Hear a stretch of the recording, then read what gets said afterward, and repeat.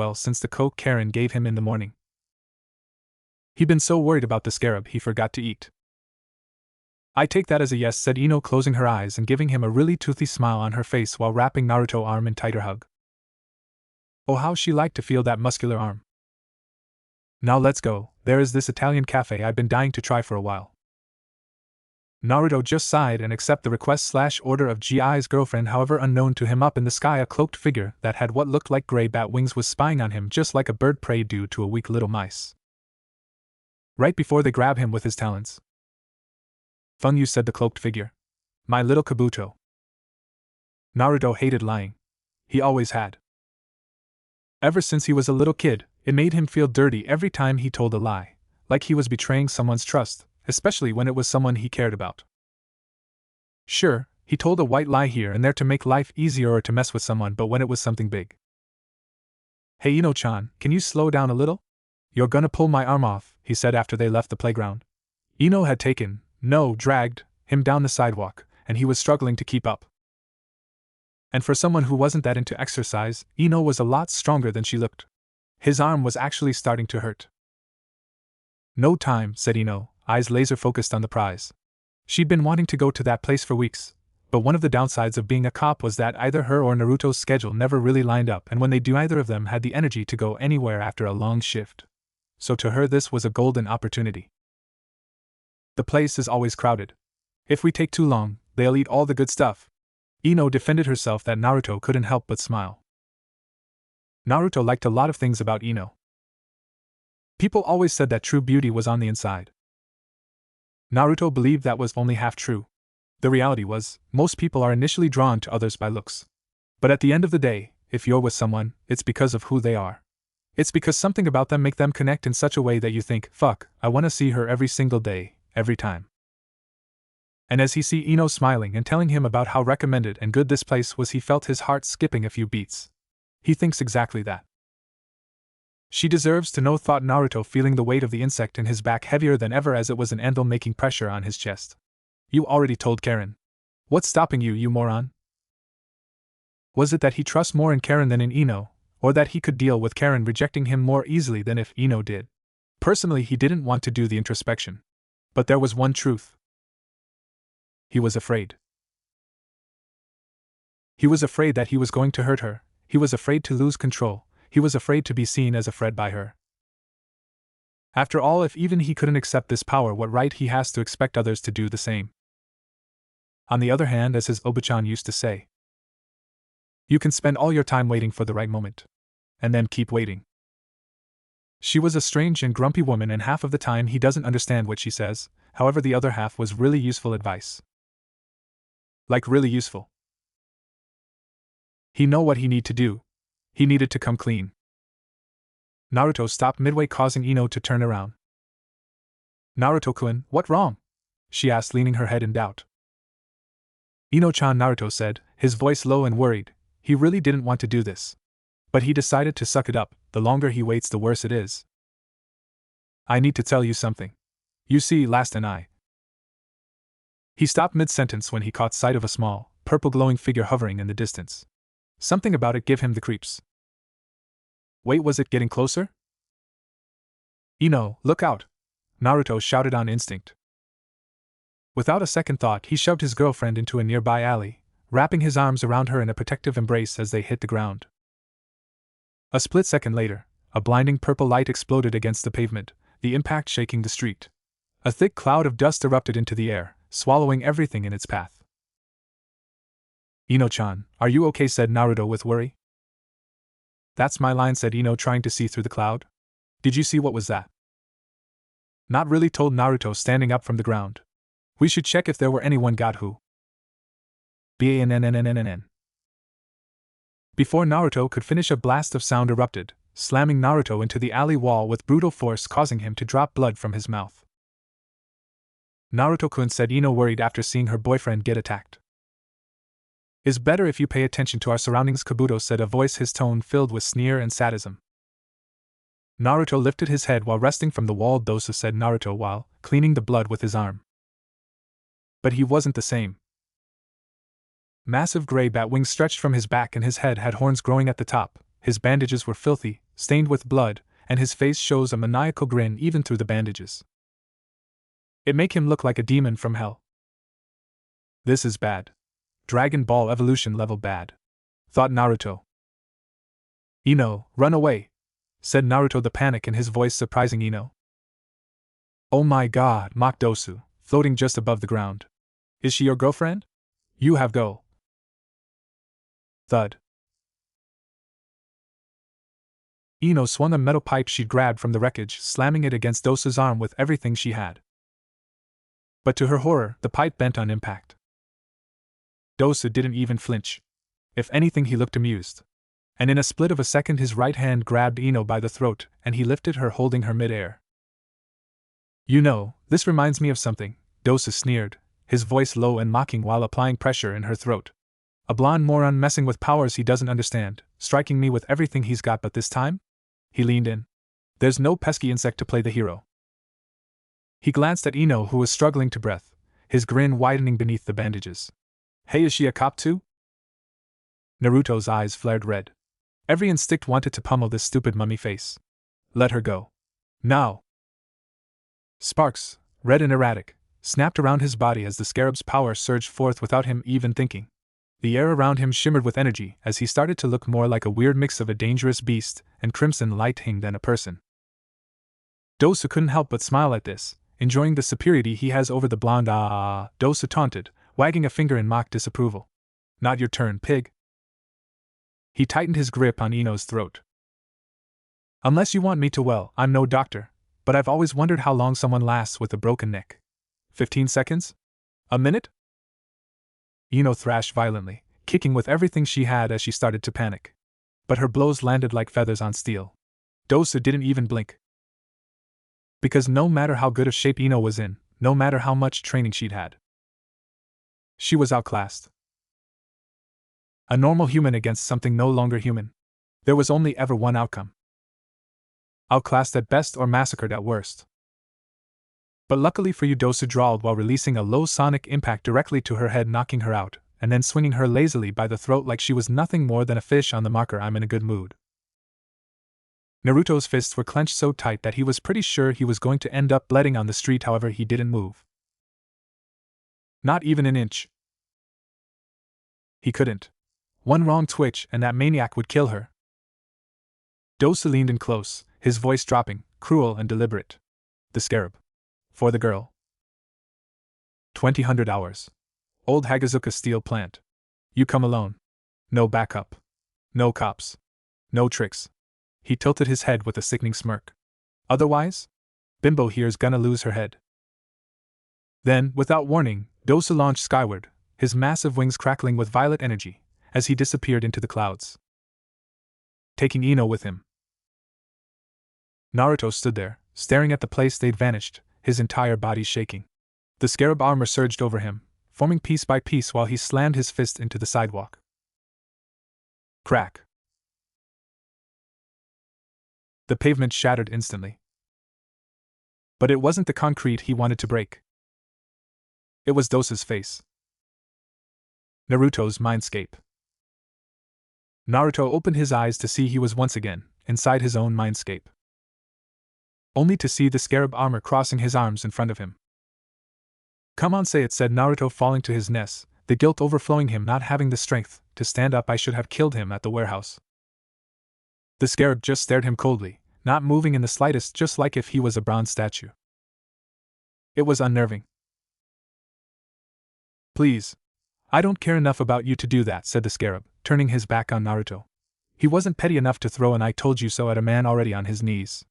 "I just wanted to say that I'm not giving up what little freedom I have for something as useless as your woman." "Don't call Ino useless," or said Naruto bitterly. "Or you what?" responded the scarab. "Give me up and hope for the best." "I would never do that," said Naruto, determination filling his voice.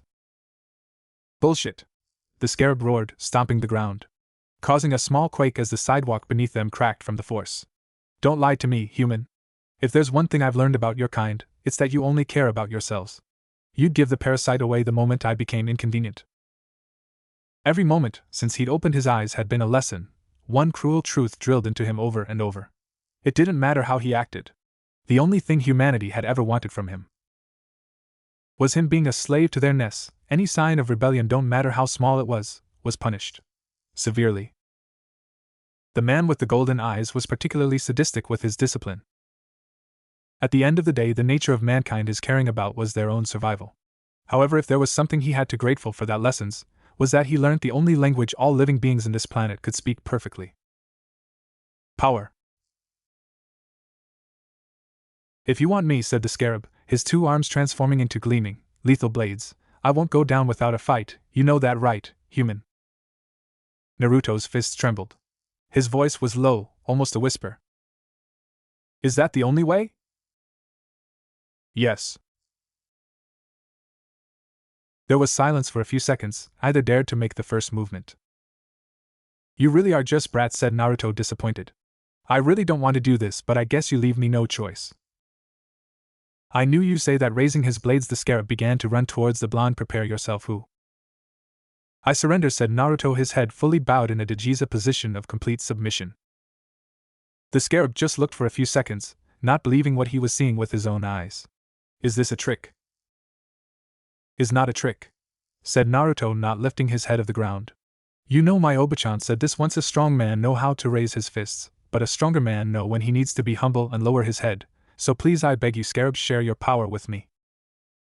Naruto was a proud man, he always had been. However, he wasn't an arrogant man. He would never put something as stupid as vainglory or trying to prove himself over someone's life. Especially when that someone was the woman he loved. For that, bowing his head and begging for help was a small price. Even if the one he asked was someone that he didn't trust in the slightest. "You know, if you give me your body, you may not get it back, right?" said the scarab, his voice filled with discomfort as he looked at the blonde. "You've spent the entire time since you met me trying to get rid of me for that very reason, and now you expect me to believe you're okay with it? Just like that?" Naruto had to admit the scarab had a point. The rational part of his mind was screaming that he was making a mistake, but "I became a police officer because I wanted to protect people." It may sound like a corny cliché, but it's true, said Naruto, lifting his head for the first time since he bowed. His eyes gleamed with honesty. "And I'm not gonna deny that most people suck. Hell, every day I see us taking advantage of others for stupid things like money, power, or even pleasure, without caring how many lives they destroy in the process." During his time at the police academy, one of the things his instructors had once told him was, "You can't be a good police officer without being a little cynical." Once Naruto actually got into the field, he saw with his own eyes what they meant. A police officer has to deal with the worst and scummy side of humanity, the selfish and uncaring one, that thankfully the citizens never really see daily. People who step over others without a second thought, husbands abusing their wives, adults taking advantages of children's naivety to exploit them, families destroyed by addictions. And worse, much, much worse. To handle that and do it well, An officer has to expect the worst and take the adequate measures to not only do their duty but also to protect themselves. However, also during that time, he'd also seen the other side, the weak and innocent people crushed under that same greed who desperately need someone to help them. People that remind why it's important to do his work. People like his parents, for example. However, that's exactly why I'm a police officer. I became one so I can be there for people when they need me, because if I don't, maybe nobody will, Naruto finished, pleading with sincerity. So please, I ask, no, I beg you again, can you give me the power to save an innocent woman who hasn't done anything to deserve this? The scarab just stared at the blonde for a few seconds. He wasn't like any human the scarab had ever met. Most would demand his power, try to take it by force if they were brave, or hand him over to Dosu without a second thought if they were cowards. And if they were like the man with the golden eyes, they would torture him until he obeyed. Not bow. Not ask. Definitely not that. Never that. I don't trust you, human, nor do I like you or your kind, said the scarab, retracting the blades on his arms. Luckily for you, there are a lot of people in this world I dislike more. So I'm open to making a deal, at least for now. Are you happy with that, human? Naruto stood up and walked until they were face to face. A small smile crossed his lips. I'm listening. Naruto took off his helmet as he parked his bike outside the Hagazuka steel plant. The place wasn't that big, so Naruto guessed it used to be a small business. Judging by the broken windows, graffiti-covered walls, and the way rats scattered from his bike's headlights, the plant had clearly been abandoned for a while. This is the dumbest, most idiotic thing I'm ever going to do, said Naruto as he was preparing to enter the plant. So how this work? I'm supposed to scream something like henshin or insect access or something else. What? Asked the scarab in genuine confusion. You know the thing I'm supposed to say to gain the armor. I scream something, then transform, then strike a pose, that kind of thing. The scarab never wanted more to have arms to face palm. That not how it works, the scarab grumbled. And why would you even need to strike a pose? And no reason, just a feeling. The little Japanese boy that liked to watch TV on Saturday morning couldn't help but feel a little disappointed at the insect dismissal. So how did this work anyway, with your other hosts, I mean? I never had other hosts. A few tried but they were pests, so I quickly showed them their place, the scarab explained. Naruto couldn't help but feel scared at the idea of the scarab showing them their place, but decided not to say anything. That was a trouble for another day. And for how to use me, you don't have to do anything, said the scarab. I just have to think it, and the pieces will start to cover your body. Just like that? Asked Naruto with disappointment. He expected something a little more difficult. Just like that, the scarab concluded. Although it's much easier if you surrender full control and don't resist me. Naruto frowned, not wanting to have the same argument for the 100th time. That wasn't the deal. You're supposed to give me control. Back in the police academy, they taught him that 70% of hostage situations end with the kidnappers killing the hostage the moment they get what they want, a quick way to erase witnesses and cover their tracks. That's why most hostage situations have a sniper ready to shoot the kidnapper at the earliest opportunity. So the last thing he wanted was to leave his girlfriend's life in the hands of a creature with the subtlety and self-control of a starving bear in a butcher shop. Yeah, no thanks. Moron, the scarab snapped. Just do it, Naruto said, rolling his eyes. The truth was, his patience had run out, and he just wanted to get this over with as fast as possible. His eyes turned red, and the reaction was immediate. Once again, he felt the electricity surge from his back and spread through the rest of his body as the armor wrapped around him completely. Naruto looked at his hands, still not believing what really happened. He felt amazing. He felt like he could bench press a bullet train if he wanted to. No, screw that. He felt like he could take on Superman if this was how supervillains felt when they first got powers. He understand why they do things like picking fight with the Justice League so much. With his newfound power, he could easily jump into one of the broken windows in the second floor and slipped inside with as much stealth as he could manage. Once in, it didn't take him long to find Ino. His girlfriend was chained to one of the safety rails the plant used to keep workers from falling into the foundry below. Her hair was a mess, and Dosa had gagged her with a strip of cloth. Hidden in the shadows, Naruto felt a mix of emotions surge inside him. On one hand, his principles made his blood boil at the sight of a woman, especially his girlfriend, being treated like that. After his father once told him that a man should never raise his hand to a woman. His mother quickly corrected him and in her infinite wisdom said a few words that would forever remain on his head. Honey, bitches don't count. On the other hand, that one-eyed psycho mummy with a vampire complex could have killed her, so the fact that she was even still alive could technically be considered a win on his own.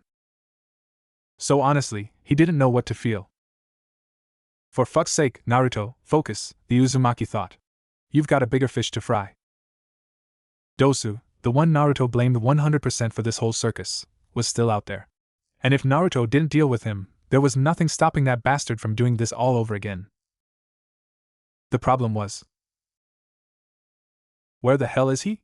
Naruto thought, inspecting the abandoned plant for what felt like the 100th time and still finding no trace of Dosu. Aside from Ino and the rats that had made this place their home, the factory was completely deserted. Did he leave? The blonde wondered, only to immediately shake his head. He never was that lucky. But that's a risk he was willing to take. Ino Yamanaka was getting tired of struggling against the chains. She didn't know how much time she spent on this place. She guessed hours at least. The worst part was that freak had covered her face and mouth, something she swore he did just to make her feel even worse. Damn. Ino's thoughts were interrupted when she felt someone approaching her. She tried to say something, but the gag kept her from making any real sound. Easy, said a calm voice that, for some reason, felt incredibly familiar. I'm going to get you out in just a few seconds, but I need you to stay still, please. Ino nodded as best she could. Good, said the voice, don't worry, this will be over before you can say safe place. Ino felt the chains that held her breaking one by one, letting her finally breathe again. As the last one fell, her aching arms dropped to her sides while she struggled to steady her breathing. Once free, she quickly pulled off the blindfold and gagged herself. The first thing she saw was a strange figure, black armor with red accents, vaguely insect-like, holding the shattered remains of her restraints on his arms. Are you okay? The figure asked, its voice distorted by the helmet, yet somehow still sounding genuinely concerned. At least on the outside, nothing looks broken. Ino nodded, still catching her breath. Yeah, don't worry, nothing broken. Just bruises, a lot of bruises. That's good. I think, the figure replied, hesitating. But you need to get out of here as fast as possible. It's not safe. Ino took a few seconds to process. That voice, those mannerisms, that height. She blinked in disbelief. Naruto-kun, is that you? Inside that thing? She asked, a little in shock. Sorry, man, Naruto said nervously, scratching the back of his helmet. You must be mistaking me for someone else. Ino simply furrowed her brow. If she had any doubts, they were crushed like if a fat blue whale was just dropped from the sky on top of them. Your name is Naruto Uzumaki. Your parents' names are Minato and Kushina. You work as a police officer at the Shinjuku station. Your favorite food is ramen, so much so that when we were in the academy, you smuggled in cup noodles until the instructors found out and made you run laps across the campus until you threw up. After that, Ino started poking the chest plate of the armor. You always leave your underwear lying around the house no matter how many times I tell you how much it disgusts me and you are my boyfriend. So please stop insult my intelligence by denying it, to my face. Normally Ino would have been more patient with Naruto, and this was the last way she would like to react, but she'd been kidnapped for hours for a psycho. Her patience ran all the way to America. And you also camped on a movie theater to see the premiere of Dragon Ball Evolution, finished Ino to give the final attack. Also, you just call me Yamanaka. Naruto could only stare at the floor in embarrassment. Everything she said was true. Even that Dragon Ball Evolution part. The worst 6,000 yen he ever spent too. Well, he had planned on telling her everything anyway. Just not here and not now. Especially not now. How did you know it was me? He asked. Naruto-kun, I've known you for 4 years and we've been dating for 3. We lived together. We woke next to each other almost every day. Her voice began to up a notch out of sheer exasperation. I've seen you naked. Did you really think I wouldn't recognize you just because you're wearing a stupid helmet? For God's sake, Naruto, who could be that stupid? Back in the United States of America, Flash's wife Iris West-Allen, Green Lantern childhood friend / boss sorta lover Carol Ferris, and specially Superman girlfriend Lois Lane sneezed at the same time, feeling like somebody was talking about them. After hearing that out loud, Naruto started to feel a little stupid. Ino was a lot of things, but she didn't have a stupid hair on her head. Actually, she was much smarter than most people think, including himself, at first glance. Ino-chan, Goemon started Naruto, but he didn't know where to start. Finally, you showed up? Good. I was really starting to get bored, said a voice, dripping with sarcasm. Naruto froze. The voice came from above. He looked up and there he was. Dosu hung upside down from a rusted ceiling beam like a grotesque bat. Wrapped in grimy bandages, his glowing eye cut through the dim light. It was hard to tell where the man ended and the monster began. Human, look out! Screamed the scarab from inside his head. Boom! A sonic blast erupted from Dosu's right arm directly to the blondes, forcing Naruto to act as a shield for the two of them. The concussive wave hit him square in the chest, launching him like a ragdoll through the decaying metal floor into the lower level of the factory. The impact was so strong that Naruto dropped to his knees, fighting to stay conscious. Meanwhile, Ino rushed down to his side, the worry plain on her face. Naruto-kun, are you okay? Ino said, trying to stop the blonde from getting up. I left my bike outside. Here are the keys. Take them and run as far as you can, Naruto said, handing her the keys without looking her in the eye. Ino took them by instinct, but her face tightened as the meaning sank in. No, she said coldly, shoving the keys back into his hand. I'm a cop too. I can help. Naruto clicked his tongue, clearly frustrated. Ino-chan, please. And that helmet must be cutting off the oxygen in your brain if you think I'm going to let you face whatever the hell that freak is, alone, she snapped, arms crossed defiantly. He's a superhuman, Ino. With real superpowers. You don't even have your gun. Naruto raised his voice more than he intended, but the fear behind it was raw and sincere. He stepped closer, eyes pleading. Please. Run. I'll buy you time. Before Ino could even react, Dosu tackled Naruto like an enraged bull, slamming into him and dragging him down to the factory's first floor with brutal force.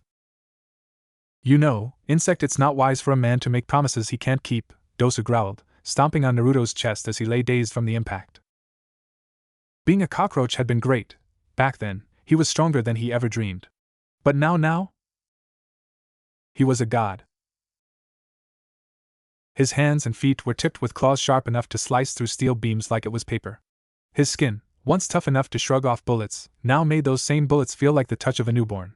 A healing factor let him recover from wounds that would have killed any ordinary man. But all of that paled in comparison to his hearing. You know, bats have this thing echolocation. I can see through the bounce of my sound waves without even looking. The moment you took a single step into this plant, you became nothing more than my prey, mocked Dosu while applying more pressure in Naruto, knocking the breath out of the blonde. The bandaged man couldn't help but savor the sound of the cop's groans of pain. You never stood a chance. You know, Zaka and Kin were offered the same thing I was. All this power, in exchange for, well, you. But they didn't make it. They died when their bodies couldn't handle the beating you gave them and the mutation at the same time. But me? I'm different. I'm stronger. I'm superior. I'm a shit-eating idiot. Naruto cut him off, firing an insect-like leg from his back straight at Dosu, who caught it mid-air. Nice try.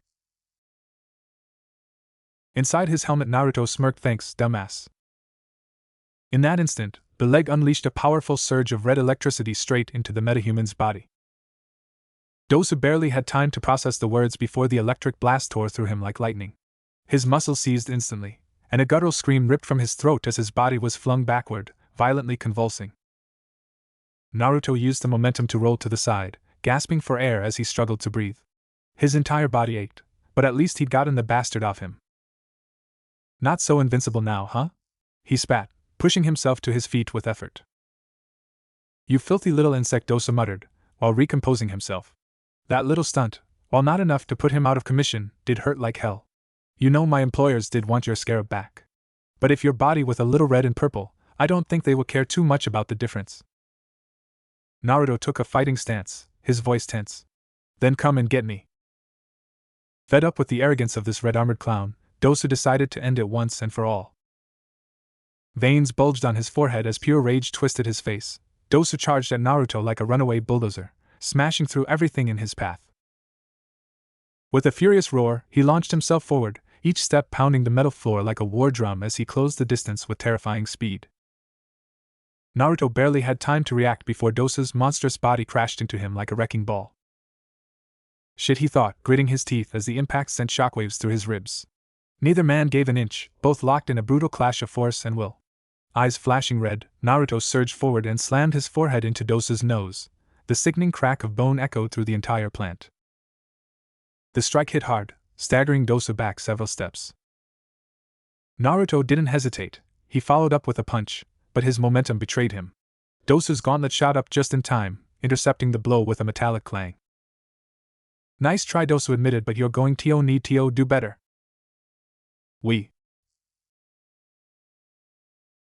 Dosa's gauntlet released a point-blank shockwave straight into Naruto's chest.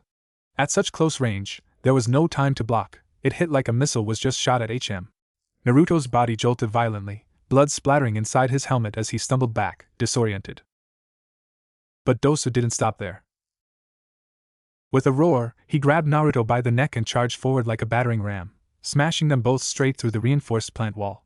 Bricks and concrete shattered as they burst outside, landing hard in the middle of the street, scaring all the civilians that were close by. The impact cracked the pavement, dust and debris flying everywhere. Naruto coughed hard, trying to suck in air. His body screamed in pain. Before he could recover, Dosa yanked him up again and slammed him down onto the asphalt. Human, the scarab's voice echoed inside his skull, sharp with urgency. What are you waiting for? Use the weapons. Oh? Wow. Why didn't I think of that sooner? Naruto gasped through clenched teeth. It's just that, I'm a fucking masochist who likes getting his ass kicked. Dosa tightened his grip on Naruto's throat, lifting him off the ground. You didn't exactly come with an instruction manual, Naruto growled. Trust me, if I could blast this freak with a cannon, I would have done it already. The truth was, even though Naruto had insisted on being the one to drive, he still didn't understand how the armor really worked, and now, disoriented and barely conscious, it was getting even harder to focus. Seriously, what was it with this guy and choking him? That's twice already? Think about how you used the electricity before, human, the scarab replied, clearly annoyed. Let your instincts guide the armor. Then the power will flow through you. Naruto squeezed his eyes shut, willing his body to shift, into a cannon, a sword, something. But nothing happened. He felt like a boxer against the ropes, arms trembling, brain screaming to fight back, but his muscles refused to respond. The repeated sonic blasts and lack of air were too much. You're pathetic. You know that, right? Dosa sneered, leaning in close, voice filled with venom. Once we rip that bug out of you, I'll personally crush your skull. And maybe, just maybe, I'll go say hi to your little girlfriend too. His gauntlet began to glow, charging one final shot. Who knows, with a bit of luck, maybe they'll bury your graves side by side. And in that moment, those fleeting milliseconds, Naruto stopped seeing Dosa. No. Instead, he began to see the most important moments of his life flash before his eyes, one after another, like frames from a film burned into his soul. His first day of school. Tataki. His parents opening their restaurant. Tataki. The death of his parents and their funeral. Tataki. Moving in with his grandparents and Karen. Tataki. His first love. Tataki. His first heartbreak. Tataki. Deciding to become a cop. Joining the academy. Tataki. Asking Ino out. Tataki. Graduating. Starting his career. Tataki. Falling in love again. Tataki. Meeting the scarab. Tataki. The world snapped back into motion. Naruto caught Dosa's fist mid-strike, electricity crackling violently across his armor. His eyes blazed red. Without hesitation, he began to squeeze. Brun! Dosa's left gauntlet shattered under the pressure. At that very moment, a storm of red lightning exploded from Naruto's body, releasing a shockwave that hurled Dosa down the street like a ragdoll. Streetlights burst in sequence, casting the block into spasms of flickering light. I don't know or care who you are or who your bosses are, Naruto said, rising slowly, voice steady. But I'm not letting you hurt anyone else. This ends now. From his right arm, a plasma cannon formed, sleek, glowing, pulsing with lethal energy. In a single motion, Naruto fired. The crimson blast hit Dosu dead on, launching him through a parked truck and into the side of a nearby building. Sparks and concrete erupted into the air, a shockwave ripping windows off storefronts as the impact echoed down the street. Naruto stood still, steam rising from his armor. Surely that put him out of commission, right? He asked the scarab, hopeful. Not even close, the scarab replied flatly. Figures, Naruto muttered. He was never that lucky. And just to prove him right, Dosa came charging back, this time wielding a streetlight pole like a giant metal bat. With a grunt, he swung it straight at Naruto's head. Naruto reacted instantly, transforming his right arm into a gleaming blade. Metal screeched against metal as he blocked the attack with a shower of sparks. I think I'm starting to get the hang of this, Naruto said, grinning as he pushed back with a surge of strength, shattering the pole in the clash and sending Dosa stumbling. Dosa snarled and lunged again, this time slashing with the claws on his exposed, gauntletless hand. But Naruto was faster. His left arm morphed in an instant, shifting into a broad shield that absorbed the blow with a metallic clang. Naruto didn't hesitate, he struck Dosu across the face with the shield, hard. The impact echoed through the street, sending Dosu crashing and rolling along the pavement like a ragdoll. Dosu lay there stunned. He was a metahuman now. He had more experience in real battle. He was supposed to a god. He should have had the advantage. So why was he still losing to this clown? How? Was the bug's power really that overwhelming? What the hell did he have to do to beat him, especially now that his left gauntlet was useless? As Dosu wrestled with his thoughts, he saw Naruto advancing steadily. A phrase echoed clearly in his mind. But I'm not letting you hurt anyone else. This ends now. Dosu smiled at that, already forming a plan. That bug will come to hate his own bleeding heart. Time to finish this, said Naruto, turning his hand into black maces and opening his wings to fly into. Dosu responded by pointing his remaining blaster to Naruto, who accelerated to give the finishing touch. And then Dosu moved his arm, pointing somewhere else. Towards the crowd. Naruto was in shock, his eyes widened behind the helmet. No, he wouldn't dare. You're mine, said Dosu, bang. B-O-M-M-M. Dosu unleashed the sonic blast straight toward the crowd, toward the people who had been watching in awe just moments ago, now screaming and scrambling to escape. A wave of distortion tore through the air, shattering windows and throwing debris in every direction. No! Naruto shouted, diving off course. He pushed his boosters to the max, wings burning crimson as he angled himself between the blast and the civilians. The shockwave hit him full force, slamming him into the pavement with bone-rattling force, but the crowd was spared. Smoke and dust rose as Naruto struggled to his feet, armor cracked, sparks flying from his back. You coward, there were children right there, he growled, forcing himself upright despite the pain. They didn't have anything to do. Before he could finish, Dosu's boots slammed into his chest, sending him sprawling back to the ground. You weak-hearted fool, Dosu hissed, standing over him. He stomped down on Naruto's knee, driving a spike of agony through his leg. Naruto couldn't help but grunt in pain. Dosu leaned in close, every word dripping contempt. Weaklings like you don't stand a chance against me. Now die. Dosu grabbed Naruto by the neck and launched into the sky, dragging him upward with brutal force. The public ran screaming in fear of getting involved between the two beings, however one person was afraid of another thing. Come on, Kitsune, thought Ino, clenching her fists in frustration after seeing her boyfriend being beaten up. Don't you dare to lose. Never in her whole life she felt more impotent than in this moment.